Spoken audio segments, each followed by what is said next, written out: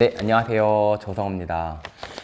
지금 정부에서 그 투기과열지구랑 투기지구 15억 원 이상 되는 아파트에 대해서 대출 지금까지는 전혀 안 됐었잖아요. 그게 2019년 12월 16일 대책, 1216 대책으로 대출이 다 막혔는데 그거를 풀어주겠다라는 기사들이 지금 뜨고 있어요. 지금 기사들이 3시간 전에 뜨고 이제 그런 식으로 뜨고 있는데 내용 자체는 여러분들이 너무 잘 알고 계시는 거죠. 15억 초과 아파트 대출 제한 푼다. 규제 완화 속도. 그런데 결국은 이게 이제 15억 원이 넘는 아파트에 대한 대출이 2019년 말에 완전히 금지되면서 어떤 문제가 생겼었냐면 13억 원이나 12억 원 하던 아파트들은 대출이 나왔단 말이에요. 그러니까 얘네들은 무럭무럭 가격이 올랐어요. 하지만 15억 원이 딱 넘어가는 순간 대출이 하나도 안 나오니까 15억 원, 예컨대 15억 1천만 원짜리 아파트 이런 것들은 사람들이 아예 사지를 못했죠. 그러니까 15억 원, 1천만 원짜리 아파트는 점점점 떨어져서 15억 원으로 떨어지고 사람들이 못 사니까, 반면에 14억 원짜리 아파트들은 대출이 나오니까 자꾸 14억 5천, 14억 6천 해서 15억까지는 올랐단 말이에요. 그 이상은 못 오르죠. 또 대출이 안 나오니까. 그러니까 한 17억 정도 되는 아파트 또는 18억 정도 되는 아파트, 아싸리 20억 넘어가는 아파트들은 어차피 돈 많은 사람들이 현찰로 샀으니까 20억 아싸리 넘어가는 것들은 그들만의 어떤 리그가 또 있단 말이에요. 그들 시장이 있으니까 또 올랐고, 한 18억 정도까지는 15억 원으로 계속 조금 내려왔고, 오르지를 못하고, 적어도 내려오거나 오르지 못했고, 한 10억 이하, 10억 이하는 또 그렇다고 이렇게 힘을 받아서 올라가지도 못했어요. 또 약간 더 돈이 없는 사람들이 사는 아파트였으니까. 그래서 한 13억 정도 되는 아파트들은 이제 대출이 나오니까 얘네들은 또 스물스물 다른 가격대 아파트보다 더 빨리 올라서 15억 원으로 붙고, 그래서 15억 원을 기준으로 해가지고 약간 위에 있는 애들은 떨어지고 약간 아래에 있는 애들은 오르고, 그래서 약간 이제 붙었단 말이죠. 근데 이제 그런 거가 없어지고 말하자면은 15억 원 대출 규제를 풀겠다. 그러면 어쨌든 지금처럼 약간 하락장에서는 15억 원 대출 규제에 힘받아서 올라왔던 13억부터 한 15억 원대에 있던 아파트들은 지금 안 그래도 하락장인데 조금 더 빨리 빠질 거고, 그에 반해서 한 18억 정도 되는 것들인데 대출이 안 나오기 때문에 15억 원 이상이라는 이유로 대출이 안 나와서 조금씩 상승세가 주춤주춤 했던 것들, 이런 것들은 하락장임에도 불구하고 하락장을 약간 말하자면은 대출 규제가 완화됨으로써 조금 더 오르거나 적어도 떨어질 게 덜 떨어지는 그런 효과가 앞으로 발생할 걸로 보여집니다. 근데 저는 이런 생각을 꼭 해봐요. 무슨 생각을 해보냐면, 이거 제가 한번 직접 그 한국은행 그 경제 통계 시스템 이 에코스 ECOS라고 치면 나오거든요. 거기 들어가서 제가 뽑아온 자료인데, 유동성 그러잖아요. 그리고 흔히들 야, 왜 이렇게 아파트 값이 문재인 정부 들어서 많이 오른 거야? 라고 질문했을 때 공급 부족이다 뭐다 많이들 얘기를 하지만, 그래도 이구동성으로 가장 많이 꼽는 게 유동성이에요. 그러니까 결국은 모든 상품은 돈이랑 교환하는 거란 말이에요. 하다못해 제가 지금 커피를 먹고 있는데 이 커피도 200원이라는 돈이랑 바꾸죠. 저도 돈이랑 바꿔요. 한 달에 예컨대 1,000만 원 받는 조성우는 한 달에 1,000만 원짜리야. 누구는 500만 원짜리야. 하다못해 사람도 돈이랑 교환한단 말이에요. 사람도. 모든 건 돈이랑 교환할 수 있는데, 돈이 많아져 버리면 당연히 돈이랑 교환할 수 있는 모든 대상들의 가치는 오를 수밖에 없는 거죠. 너무 당연한 얘기인데, 공급 부족이라는 말이 정치적으로는 더 사람들한테 많이 회자됐죠. 왜? 야, 공급 부족해서 자꾸 오르잖아. 빨리 더 지어. 빨리 재개발 재건축 풀어줘 라고 하면 사실은 기존에 이제 재개발 재건축 갖고 있던 사람들이 부자가 되니까, 정치적으로는 공급 부족 때문에 아파트 값이 오른다라는 얘기가 가장 많이 회자됐지만, 사실 따지고 보면 유동성이 많아져가지고 아파트 값뿐만 아니고 모든 가격이 돈이랑 교환할 수 있는 모든 재화의 가격이 올랐다고 보는 것이 조금 더 진실과는 부합해요. 그래서 제가 이거를 말씀드리는 게, 야, 그럼 너 15억 원 대출 풀리는 거랑 너 지금 네가 말하려는 게 뭔 상관이야? 15억 원 대출 규제를 풀어준다는 것은 정부 입장에서는 앞으로는 그렇게 대출 규제 풀어도 옛날처럼 많이 오르지 않을 거야. 아파트가 확실히 꺾였어 라는 어떤 내심의 판단이 있기 때문에 15억 대출 규제를 풀어줄 수 있다 또는 풀어준다 라고 저는 보는데, 제 생각은 조금 다른 게, 이게 아까 말씀드린 것처럼 M2분의 M1이에요. M2는 뭐냐면 쉽게 말하면 2년 정도 내가 마음대로 뺄 수 없는 회사채 2년 정기예금 이런 거 모두 다 통틀어서 그걸 M2예요. M1은 M2에 포함되는 개념이고 이거는 그냥 내 지갑 안에 들어있는 돈처럼 아무 때나 빼서 쓸 수 있는 그런 막 자유 입출금 통장 이런 데 들어있는 돈이란 말이에요.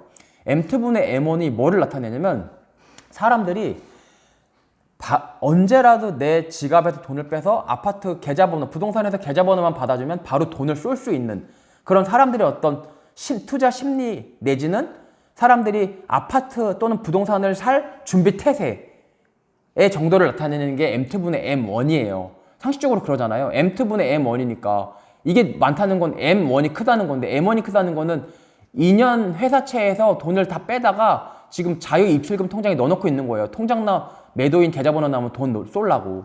근데 이게 보시면 지금 여기거든요, 우리가. 2015년부터, 그러니까 이게 이 줄이 이게 30%를 나타내는데, 이 30% 이상 되는 데는 예외 없이 폭등을 했어요. 2000년도부터 한번 엄청나게 올랐고, 2015년부터 지금까지 올랐고, 1985년부터 88년까지 엄청나게 올랐는데, 이때는 막 전세금이랑 이런 게 폭등해서 자살도 많이 했거든요. 이때 자살했고, IMF 때 한번 엄청나게 M2분의 M1이 줄어들었고, 금융위기 때 M2분의 M1이 줄어들었고, 그러면 지금 상황을 놓고 이 금융위기처럼 급락할 것이다, 금융위기랑 똑같다라고 말씀하시는 분들이 계시는데, 이 그래프상으로 보면 지금 여기거든요. 제가 지금 구글에다가 이미지 검색해도 2022년 6월달 M2분의 M1 비율까지는 안 나와요. 어디도 안 나와요. 근데 제가 이거 그저께 한국은행에서 긁어다가 제가 이거 엑셀로 그래프 그린 거란 말이에요. 진짜 조금 M2분의 M1이 진짜 조금 빠졌어요. 자, 우리 2018년 하반기부터 2019년 상반기까지 좀 빠졌는데 그때도 이렇게 약간 빠졌거든요. M2분의 M1이. 이때 아파트 가격 약간 떨어졌죠. 이만큼도 지금 안 빠진 거예요. 근데 하물며 이렇게 막 절벽처럼 떨어지는 거, 리먼 브러더스, 절벽처럼 떨어지는 거, IMF 이런 거랑 같이 보기에는 정말 지금 미미하게 M2분의 M1이 떨어지고 있어서 마치 며칠 전에 파월이 야 부동산 시장 끝났어, 얘들아 파티는 끝났어, 빨리 집에 돌아가, 앞으로 기준금리 계속 올릴 거야 라고 엄청나게 겁줬잖아요. 그러니까 막 파월은 미국 그 연방준비위원회 연준 파월은 막 파티장 불 끄고 가라고 하는데 사람들이 지금 무슨 꼴이냐면 일단 나왔어. 불은 껐으니까 춤출 수 없잖아요. 파티가 끝났으니까 나오긴 나왔는데 빨리 주차장에 있는 차 타고 집에 가야 되는데 집에 안 가고 시동 걸어놓고 에어컨 틀어놓고 계속 기다리는 거예요. 다시 파티장 불 켜지면 다시 춤추려고. 이게 뭘 보면 알 수 있냐면 이걸 보면 알 수 있는 거예요. 이게 투자 심리란 말이에요. 진짜 약간 진짜 꺾인 정도예요. IMF나 리먼 브라더스하고는 비교할 수 없죠. 근데 생각해보면 IMF나 리먼 브라더스는 연방준비위원회가 어떻게 할 수 있는 게 아니에요. 진짜 위기란 말이에요. 자의적으로 만든 위기가 아니고 이건 진짜 위기야. 팍 꺾여버렸어. 근데 사실은 지금 파월이 얘기하는 건 자의적으로 만든 위기죠. 그러니까 마치 이런 거예요. 뭐 이런 표현이 어떨지 모르겠는데 사람이 보통 제가 이제 자살하는 사람을 보잖아요. 그러면 주저흔이라고 있어요. 막 주저해요. 막 자기가 자르려고 하니까 막 흔적이 주저흔이 남거든요. 그러니까 자살인지 타살인지 아는 건 주저흔을 있으면 자살인 거고 주저흔이 없으면 타살인 건데 이 얘기를 왜 드리냐면 파월이 지금 일종의 자살하려고 하는 거거든. 막 기준금리 올림으로써 막 자기의 고통을 감내하면서 물가를 잡으려고 하다 보니까 막 주저하고 있는 거예요. 그럼 과연 주저하다가 진짜 그어서 정말 경제가 완전 파탄낼 수 있을 것이냐. 여기에 대한 의문이 있으니까 사람들이 불 꺼졌다, 파월이야 빨리 집에 가라, 파티는 끝났어, 집에 안 가고 계속 차에서 대기하고 있는, 주차장에서 지금 집에 안 가고 있는 거거든요. 그리고 그런 그래프가 지금 이렇게 나타나고 있는 거예요. 그래서 만약에 정부에서 15억 대출 규제를 풀어가지고 경제 활성화를 통해가지고 거래를 활성화해서 약간 값이 오르는 걸 용인한다라고 했을 때 주차장에서 차 안 가고 지금 기다리고 있는 사람들이 다시 파티장으로 들어갈 수 있을 가능성이 저는 얼마든지 있다고 보거든요. 그래서 앞으로 그럼 다시 오를 것이냐. 하여튼 지금 정말 아직도 돈이 많아요. 이게 이렇게 꺾이려면은 이 M2가 확 줄어들어야 되고 실제로 이 M1이 줄어들어야 되고 이렇게 꺾이려면은 M1이 줄어들어야 되고 실제로 그 한국은행 통계 사이트 가보면은 리먼 브러더스랑 IMF 때는 M1이 꺾여요. M1이 꺾인다는 건 끝났어. 파티는 진짜 끝났어. 자유 입출금 이자도 안 나오는 거 돈 아까워. 거기다 넣어놓지 마. 다 빼와. 회사채 사. 아니면 정기예금 들어. 이러면 이제 사람들이 주차하고 있다가 다 집으로 돌아간 거란 말이에요. 근데 아직 그런 상황이 아니다. 그래서 하여튼 객관적으로 제가 볼 때는 상황이 그렇고, 또 하나는 지금 경기도 같은 경우는요, 전년 대비해서 올해가 지금 8월, 9월이잖아요. 9천억, 거의 1조 가까이가 취득세, 양도세가 안 거치고 있대요. 그러니까 경기도가 이제 국세가 지방세니까 취득세죠. 거래가 안 되니까 취득세가 거의 9천억이 줄어든 거예요.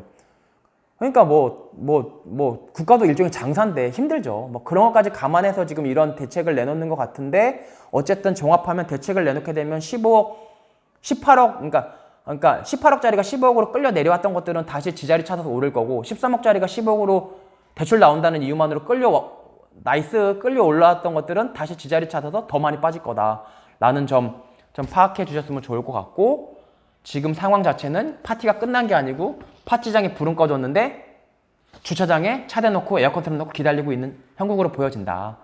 여기까지 조성우의 생각이었습니다. 네, 감사합니다.